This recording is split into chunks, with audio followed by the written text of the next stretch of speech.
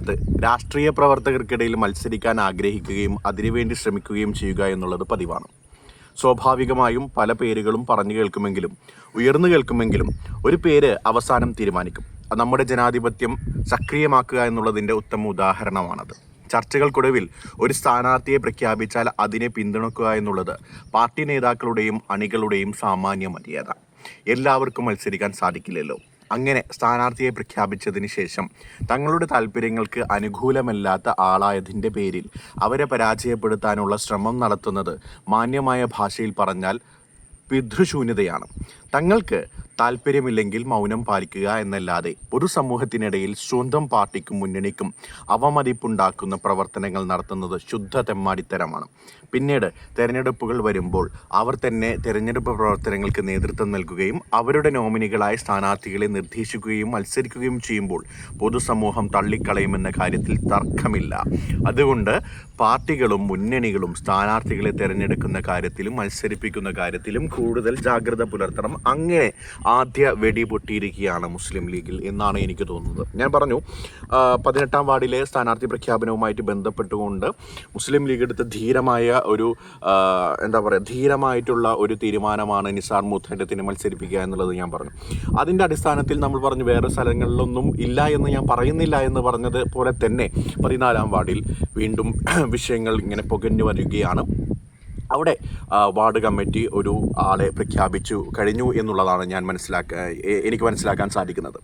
അങ്ങനെയാണെങ്കിൽ അദ്ദേഹം അതിന് യോഗ്യനാണോ അല്ലേ എന്നൊന്നും ഞാൻ പറയാൻ യോഗ്യനല്ല, കാരണം എനിക്കത് അറിയില്ല. കാരണം അവിടുത്തെ വാർഡ് കമ്മിറ്റിയാണ് അത് തീരുമാനിക്കുന്നത്.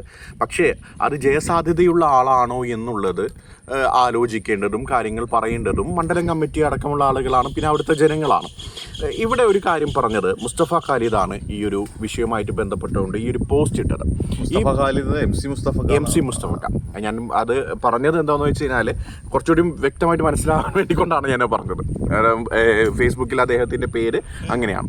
അപ്പോൾ എം സി മുസ്തഫ ആ ഒരു പോസ്റ്റ് ഇട്ടപ്പോൾ അദ്ദേഹത്തിൻ്റെ ഒരു വിഷമം കൂടിയാണ് പറഞ്ഞത് എന്നാണ് ഞാൻ മനസ്സിലാക്കുന്നത്. കാരണം കഴിഞ്ഞ ബ്ലോക്ക് പഞ്ചായത്ത് തെരഞ്ഞെടുപ്പ് സമയത്ത് മുസ്തഫ ഖാലിദ് അല്ലെങ്കിൽ എം സി മുസ്തഫ മത്സരിക്കുന്ന സമയത്ത് അദ്ദേഹം വാർഡ് ചെയ്ത വാർഡുകളിലൊന്ന് എന്ന് പറയുന്നത് അദ്ദേഹത്തിൻ്റെ സ്വന്തം വാർഡാണ്.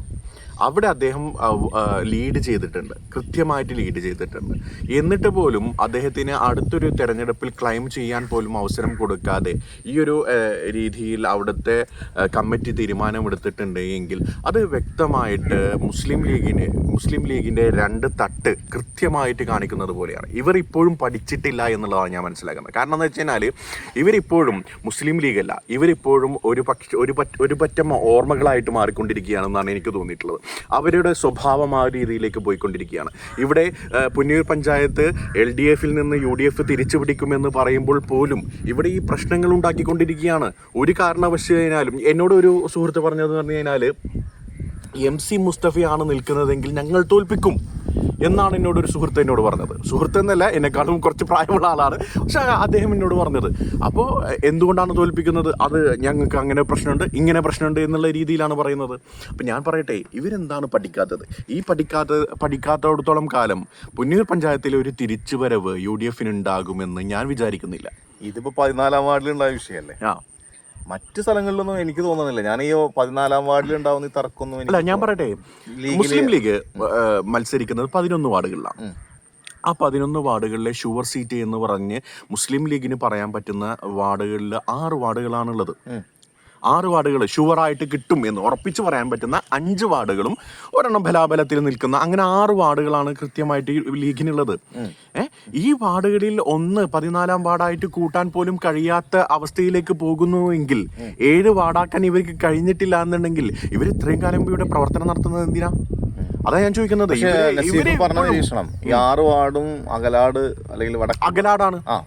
അതാണ് ഈ 6 വാർഡും അകലാട് മേഖലയിലാണ്. ഞാൻ പറയട്ടെ, ഇടയ്ക്കൂര് സമ്പൂർണ്ണമായിട്ട് പരാജയപ്പെട്ട് കഴിഞ്ഞിരിക്കണം മുസ്ലിം ലീഗിന് നേതൃത്വം കൊടുക്കാൻ ഒരാളുമില്ലാത്ത അവസ്ഥയിലേക്കാണ് പോകുന്നത്.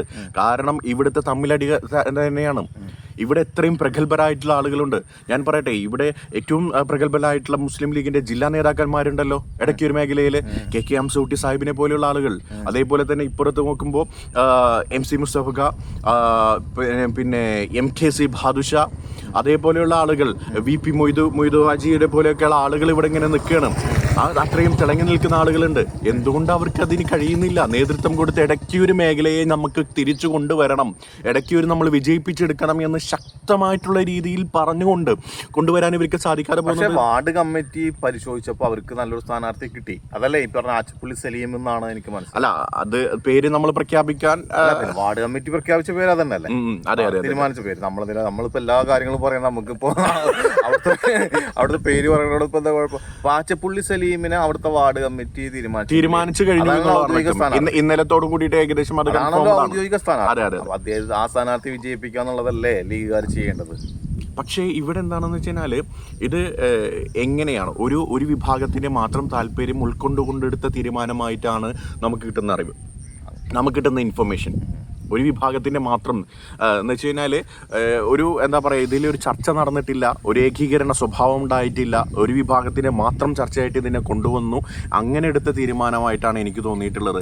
ഞാനിപ്പോഴും പറയുന്നു, ഇടയ്ക്കൊരു മേഖലയിൽ മുസ്ലിം ലീഗ് പൂർണ്ണ പരാജയത്തിലേക്ക് എത്തുന്നു. ആ പരാജയത്തിലേക്ക് എത്തുന്നതിൻ്റെ കാരണം എന്ന് പറയുന്നത് അവർക്കിടയിലെ തമ്മിലടിയാണ്. ഇനിയെങ്കിലും മാറ്റിപ്പിടിച്ചിട്ടില്ല എങ്കിൽ മുസ്ലിം ലീഗ് ഇടയ്ക്കൊരു മേഖലയിൽ നാമാവശേഷമാകും.